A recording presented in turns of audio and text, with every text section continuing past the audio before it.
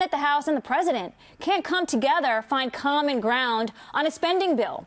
Here's what you can expect if there is a partial government shutdown. About 800,000 of the 2.1 million federal employees would be affected if the government shuts down at midnight tonight. Around 380,000 employees would be furloughed.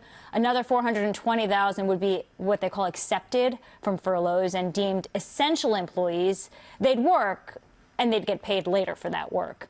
And while the 75% of the government whose budget bills are already approved, they'll be unaffected, the remaining 25% include some pretty high-profile agencies, including Homeland Security, Transportation, Commerce, Interior, Agriculture, Housing, Urban Development, and Justice. So we got a lot going on, and we do not have a lot of time left. Joining us right now are congressmen from both sides of the aisle on Capitol Hill. So glad to have both of you here. House Budget Committee member, Congressman Tom McClintock of California, along with House Financial Services Committee vice-ranking member Dan Kildee of Michigan.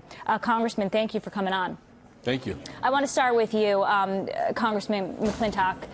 You did your job. Both of you did. You got this thing out of the House. What are your friends doing at the Senate right now? What is the likelihood that they could even get this to a vote on the floor? Well, the Senate's been paralyzed by its cloture rule for years. Cloture was supposed to protect the right of the minority to debate. It's become a very effective tool of the minority to prevent any debate. It takes 60 votes before you can even begin to consider a bill over there. And that's the fundamental problem we've run into during this session of the Congress on this and so many other issues. What should happen is they should pick up the bill and act on it. Use their own judgment. They're allowed to disagree with us. In fact, they're supposed to disagree with us, send us back their best version, and then there's a conference process. It's evolved over centuries. It's very good at working out the differences between the two houses, but unfortunately these days it is very rarely invoked. Congressman Kildee, this sounds like a lot of ping-ponging back and forth, back and forth. A, how long can this take? And can they do it within 9 hours before the deadline?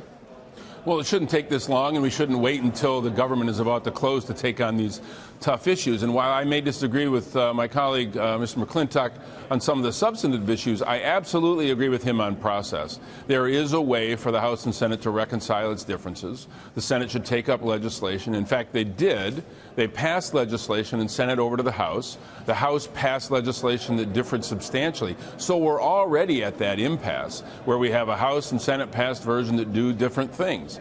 I would be satisfied if the parties got together and negotiated an agreement and brought it back to both houses and let the chips fall where they may. What we can't have, though, is the president continue to take the position that there's no negotiation, that there's absolutely no negotiation, that there's no middle ground at all. That's the position that he's taken, and that's not helpful to the process. Yes, except the president does not have part of the legislative process. The legislative branch and the executive branch are two entirely different agencies. He gets to weigh in once the Congress has acted.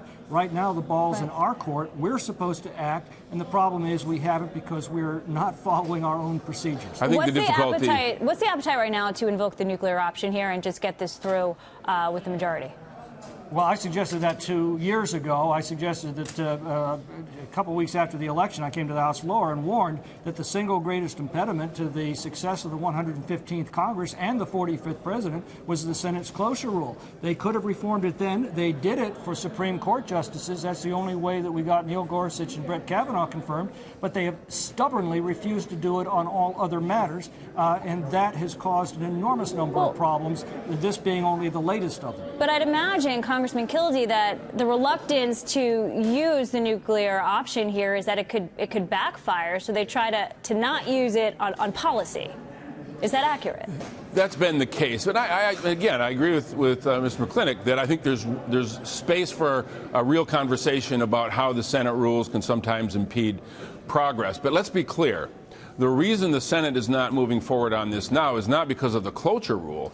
The Republican-led Senate can't even get a majority, a simple majority, on a motion to proceed. They can't get to 50 votes right now on this legislation. That ought to send a message that the bill, as the House passed it, is dead on arrival. Okay. Or maybe the senators ought to get back to Washington and do their jobs. Well, they're trying to get a lot of them back, right? They have some missing votes. This is crazy that we're pushing this once again into the final hours, and it's right before Christmas. Is this really, Congressman McClintock, between who has the upper hand? Is it the president or is it Chuck Schumer and Nancy Pelosi? Yeah. Well, that's a very good question. At the moment, it would seem to be Chuck Schumer because he's been able to block consideration in the Senate. Although I agree with Dan, it's not quite as simple as that. The point is that in our process of checks and balances, nobody is supposed to have the upper hand, and we do have a process to work these issues through. Again, it's my supreme frustration we're not using it. It's interesting because last week during that infamous sit-down with Chuck, Nancy, and the president, President Trump said, I'll take the blame for the government shutdown, and now he's blaming it squarely on Democrats, Congressman Kildee. So who's going to take the blame? And then do you think the government does shut down? I don't know if the government shuts down. We have a simple process right now. The Senate or the House could simply pass the Senate-passed bill, and we could send it to the president and leave it in his hands. It would be up to him. But I think the president was right about one thing. He will bear responsibility. It's and where I think I may disagree with Tom a bit, it is true that we each have our constitutional duties, but many in the House and many Republicans, perhaps not Tom, have ceded their control or their authority to the president. Many were willing, for example, to vote for what we call a clean CR, but when the president signaled that he wouldn't sign it, suddenly they're no longer in favor of that. Let me ask you another question, Congressman Kildee. Is there some sweetener that can be thrown in where the president gets his $5.7 billion for the wall or the steel slat or whatever, and you get something? You get a deal for dreamers, you get protection for special counsel Robert Mueller. Is there a sweetener that you just have to accept?